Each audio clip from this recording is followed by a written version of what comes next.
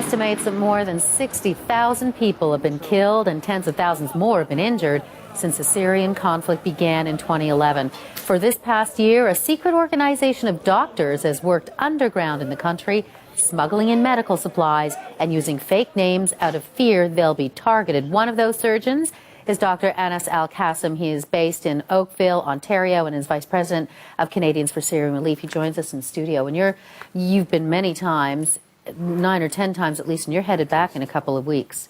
So you spend about a week there helping people, knowing that you are risking your life. Why do you do it? Well, thank you for having me here today, Bev. I do it because nobody else is doing it. When you go there, you see people, kids, civilians, rebels, soldiers bleeding to death. No international community organizations are on the ground. Someone has to do the job. Red Cross, Red Crescent, all of those organizations can't be there because it's too unstable. So medical supplies are being donated from various different countries. So, but they're outside of the borders, and you and your organization, how do you get them in? We have offices across the border in Turkey. We load them on the trucks. We smuggle them across the border. We have secret routes to get them to the towns where they need them. Don't you worry that you will be targeted, that they're waiting to find out? There's always a risk. But again, you know, when I see the people bleeding to death, you got to take some risk. Someone has to take this risk. Who are you helping? Because it's not just the people caught in the crossfire of the regime.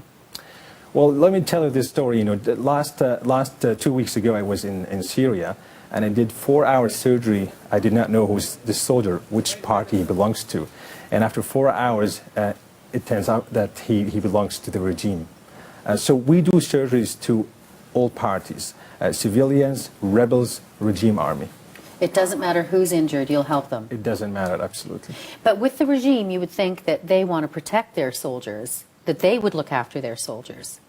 Their hospitals are overwhelmed as well. They're losing many soldiers every day.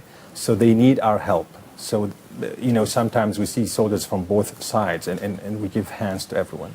Who else goes with you? We have now, we formed a union of Syrian medical relief organizations. And just a few days ago, we celebrated the first anniversary. This is 14 medical relief organizations all over the world. In Europe, in the Gulf area, in Canada, we have the Canadian Relief for Syria, and in the U.S. as well, we have SEO and SAMS. So these physicians come from everywhere. We start from Turkey, go across the border, and start our mission there. You've got a very busy practice of your own as a surgeon here. What was it about the story that compelled you to say, I'm going to go, not just once, but continually? Honestly, because when I go back to my practice, where I practice now in Simcoe, I see that we're blessed here. Whatever I asked the nurses for, I got it, you know. Before that, I was kind of spoiled. I say, we don't have, you know, all the technology, we don't have this and that. So when I compare what we have here, the blessing we have here, and the situation on the ground, the dire situation, people dying to death just because they don't have a surgeon or physician to take care of simple wounds sometimes, I decided that we have to keep going until this ends. Most particularly hard, and I know we have video and some photos of you operating on a young boy. How do you get through the surgeries with these young kids? It's tough. It's not easy, you know. This boy was in Aleppo. He was shot by a rocket. He was playing just before the holiday in the streets.